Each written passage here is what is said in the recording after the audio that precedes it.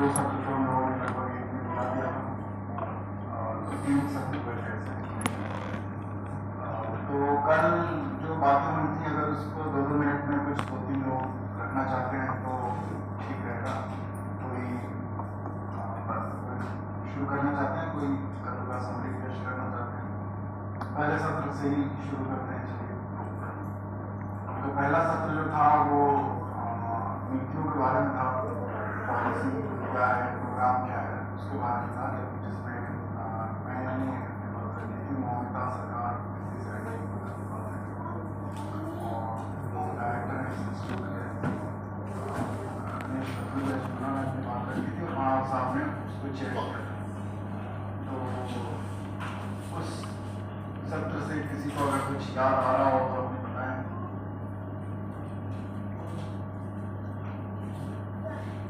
ये कल अनाउंस नहीं हुआ था, कैसे आपसे पूछा जाएगा लेकिन अब अचानक इस पर रहने दें। अच्छा, तो कल के पहले सत्र में मुख्यतः ये बात हुई थी कि नीतियां क्या है, महिलाओं के कामकाज को बढ़ावा देने के लिए, उनकी आर्थिक सशक्तिकरण को बढ़ावा देने के लिए क्या नीति है। और राजस्थान सरकार की जो नीति है 2021 महिला नीति 2021, उसमें आर्थिक सशक्तिकरण के क्या क्या पहलू हैं, इस पे जोर दिया गया है। इस पे बात की गई थी कि वो महिलाओं का क्षमता निर्माण, क्षमता वर्धन की बात करते हैं। वो बात करते हैं कि वातावरण को कैसे महिलाओं का अनुकूल बनाया जाए ताकि वो काम कर सकें, कानून कैसे महिलाओं को फेवर में बनाया जाए, महिलाओं को संपत्ति पर अधिकार मिले, इसके लिए प्रयास करेगी सरकार, ऐसा और महिलाओं को बेहतर आवास सुविधाएं मिले, इसके लिए प्रयास। रामिका जो आई थी दिल्ली से, उन्होंने बताया कि जो संगठन है, जो महिलाएं साथ मिलकर काम कर रही हैं, और उससे कैसे उन्होंने देखा कि जीवन महिला का बदला और हजारों ऐसी महिलाओं का जीवन बदल रहा है जो साथ आ रही हैं और एकदम बिल्कुल कुछ नहीं है उनके पास। जैसे कहते हैं कि बिजनेस करने के लिए, काम धंधा शुरू करने के लिए पूंजी होना चाहिए, कोई पूंजी नहीं है उनके पास, वो वहां से शुरू कर रही हैं और बहुत सारी महिलाओं का जीवन उस तरह से बदला है, साथ आने से, साथ मिलकर काम करने से, एक दूसरे से सीखने से। तो वो बात हुई। गणेश कपूर जी ने बताया कि इस संस्थान में जो बेघर लोग हैं उनके बारे में एक अध्ययन किया और उसके बारे में नीति बनाने में सरकार की मदद की। तो एक बेघर नीति अभी सरकार इस राज्य में है, जैसे महिला नीति है वैसे बेघर नीति भी है। हम उसका भी देख सकते हैं कि वह नीति महिलाओं के बारे में क्या बात करती है, महिलाओं को बेघर से घर तक ले जाने में क्या कोई वो नीति की क्या रणनीति है। दूसरा उन्होंने कहा कि जो ट्रांसजेंडर कम्युनिटी है, जो लोग हैं जो न तो महिला या न पुरुष अपने आप को पहचान करते हैं, वे तीसरे लिंग के रूप में अपने आप को पहचान करते हैं, उन लोगों के बारे में एक अध्ययन अभी वर्तमान में ये संस्थान कर रहा है। फिर उन्होंने बताया था कि ये संस्थान ने एक अध्ययन किया है जो मंतु समुदाय के लोग हैं उनके बारे में, और उस बारे में भी राजस्थान सरकार को एक नीति बनाने में मदद की है। और अभी दो अध्ययन वो कर रहे हैं जो बता रहे थे। एक तो जो ट्रांसजेंडर या तीसरे लिंग के जो लोग हैं उनके बारे में क्या उनकी स्थिति है, कैसे उनका रहन सहन है, क्या उनकी समस्याएं हैं, सरकार क्या कर सकती है उनके लिए, इस बारे में एक अध्ययन हो रहा है जो खत्म होने वाला है। अब उस पर उसकी रिपोर्ट वगैरह आएगी। और दूसरा एक और बहुत ही महत्वपूर्ण है, वो है जेलों में जो कैदी बनते हैं उनकी जिंदगी कैसी है, उसमें महिलाएं भी अच्छी खासी है, पुरुष भी, उसके बारे में एक अध्ययन ये संस्थान कर रहा है। तो गणेश कपूर जी ने इसके बारे में बताया और महाराज जी ने सारी बातों का एक समरी रखा और उन्होंने भी यही कहा कि साथ मिलकर हम काम करते हैं और हम सिर्फ सरकार के भरोसे नहीं बैठे रह सकते, महिलाएं सिर्फ पुरुषों के भरोसे नहीं बैठी रह सकती। पुरुष एक ऐसा समाज बनाएंगे जिसमें महिलाएं सशक्त हो जाएंगी, क्योंकि पुरुष वो समाज बनाने में उनकी कोई रुचि नहीं है, क्योंकि पुरुष अगर वो समाज बनाएंगे तो अपना अधिकार उनका कुछ कम होगा। कोई अपना अधिकार कम करना नहीं चाहता, आपको अधिकार देना पड़ता है, उसके लिए आपको थोड़ी संघर्ष करना पड़ता है, थोड़ा आपको उनसे लेन देन, मोल भाव, निगोशिएशन जिसको कहते हैं वो निगोशिएशन करना पड़ता है, थोड़ी बातचीत करनी पड़ती है, थोड़े कानून उसमें आपकी मदद करते हैं, थोड़ी सरकार मदद करती है, थोड़ा खुद आप अपने आप को संगठित होकर मदद करते हो।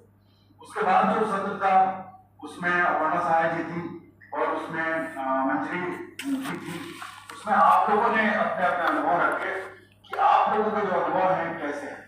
आप लोग जब काम कर रहे हो समूह बना के, तो समूह में आपका काम में क्या दिक्कतें आ रही हैं या क्या फायदे हो रहे हैं, और आप लोगों ने बहुत अच्छी अच्छी पॉजिटिव बातें बताई। लोन लिया, उससे काम शुरू किया, कुछ ये भी बताया कि लोन की जो मात्रा है वो कम है, उससे पूरा नहीं होता है क्योंकि समूह में सदस्य ज्यादा होते हैं।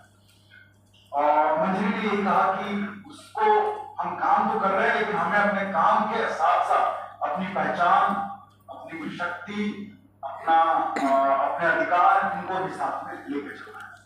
और उसी तरह से दीनदयाल जी ने एक अध्ययन भी पेश किया कि 250 महिलाओं से जब उन्होंने बात किया तो उन महिलाओं ने क्या बताया, वो सब कुछ बेहतर काम करना चाहती है। उसमें से एक ने भी ये नहीं कहा कि हम काम नहीं करना चाहते, हम घर पे बर्तन झाड़ू करके खुश हैं। वो सब कुछ काम करना चाहती है, वो सब कुछ पैसे कमाना चाहती है, 250 भी 250। और उन्होंने कहा कि काम ऐसा हो जो हम आसानी से कर सके, इस तरह के काम हमारे लिए पैदा कीजिए तो हम काम करेंगे, जरूर करेंगे। और उसमें से 2/3 महिलाएं काम ऑलरेडी कर रही है लेकिन उससे इतना कम पैसा आ रहा है कि वो उससे बेहतर काम करना चाहती है। तो ये था। फिर आखिरी सत्र में बात हुई जो हरियाणा से सक्रिय के साथी आए हुए हैं, और रामचंद्र पुनिया जी ने काफी अच्छी बातें रखी कि कई अध्ययनों का उन्होंने हवाला दिया कि वो अध्ययन भी यही बोल रहे हैं कि महिलाओं के हाथ में अगर ये दिया जाए कि वो अपना काम खुद से करें, अपना चुनाव खुद से करें, अपने फैसले खुद से करें, तो उसके अच्छे परिणाम आते हैं। और कुछ ऐसा भी देखने में आ रहा है कुछ अध्ययनों में कि महिलाएं अब पहले जिन क्षेत्रों में उनका जाना वर्जित था या उनकी संख्या कम थी उसको उन्होंने तोड़ा है और उसमें आगे गए। तो और हरियाणा के जो साथी आए उन्होंने भी अपने अनुभव रखे। तो कल इस तरह सारा दिन ये चर्चा चली। आज जो पहला सत्र है जिसको चेयर करेंगे जितेंद्र प्रसाद, तो जितेंद्र प्रसाद जी इसको चेयर करेंगे। और इसमें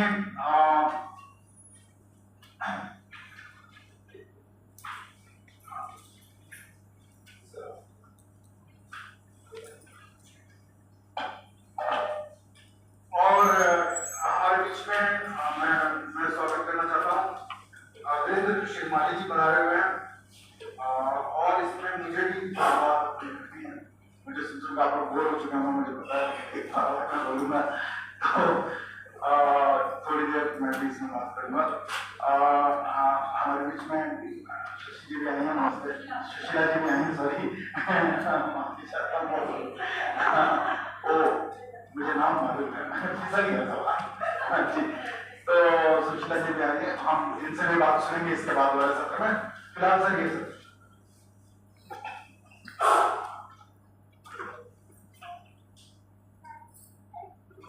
आप सभी का स्वागत है इस सत्र में। इस सत्र की जो आरंभिक भूमिका थी उस भूमिका के संदर्भ में इन्होंने कल क्या हुआ उसके बारे में निशान अहमद जी ने बड़े संक्षिप्त तरीके से बताया कि कल हमारे इस सत्र में जो 3 सत्र थे और उसमें किन मुद्दों पे बहस हुई, किन मुद्दों पे सभी प्रतिभागियों ने अपने अपने विचार रखे, उसका निचोड़ इन्होंने प्रस्तुत किया। आशिक दुनिया हमारे साथ बैठे हैं, इनके सत्र में भी कुछ आजीविका से संबंधित कुछ बातों को लेकर चर्चा हुई। आज का जो सत्र है वो महिला सशक्तिकरण के संदर्भ में पंचायती राज की क्या भूमिका है और खासकर उस पंचायती राज व्यवस्था में जो ऊर्जा है, जो शक्ति विद्यमान है, उस शक्ति विद्यमान जो शक्ति है उसको जीपीडीपी यानी जो ग्राम पंचायत की जो व्यवस्था है, ग्राम पंचायत में जो विकास की योजना है, उस ग्राम विकास की जो योजना है उसको कैसे ग्राम पंचायत देखती है, कैसे उसके बारे में अपने विचार रखती है, उनसे संबंधित कुछ बातों को रखना चाहूंगा। लेकिन इसके पहले मैं बता दूं कि अभी जो सक्रिय है, जो कुछ फैक्टर यहाँ आप देख रहे हैं किया गया है, जिसमें जीपीडीपी के बारे में, ग्राम पंचायत जो विकास योजना है उसके बारे में बड़े अच्छे कुछ कैलेंडर हैं जिनको आप ले भी जा सकते हैं और अपने पंचायत घर में और जहाँ ग्राम सभा की पंचायत होती है वहाँ भी आप इनको लगा सकते हैं और इसके बारे में चर्चा स्थानीय स्तर पर आप कर सकते हैं। और यहाँ पे मेरी ये होगी कार्यगुजारी में मेरा जो वक्तव्य होगा उन्हीं संदर्भ में मैं अपने वक्तव्य को कमी रखूंगा। उन्हीं संदर्भ में जो 9 संकल्प है उन 9 संकल्पों को कैसे रेखांकित किया गया है उसके बारे में जो हमारे बागी हैं वो बताएंगे। जो हमारे रिसोर्स पर्सन हैं जो हमारे साथ बैठे हैं उसमें दूसरा RS शर्मा जी हैं। RS शर्मा जी नहीं है, अच्छा वो आ रहे हैं तो वो हैं जो अभी आएंगे हमारे बीच। उसके बाद मैडम सुशीला जी है।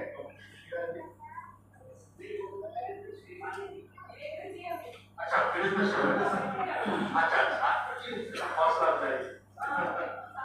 हौसला चाहिए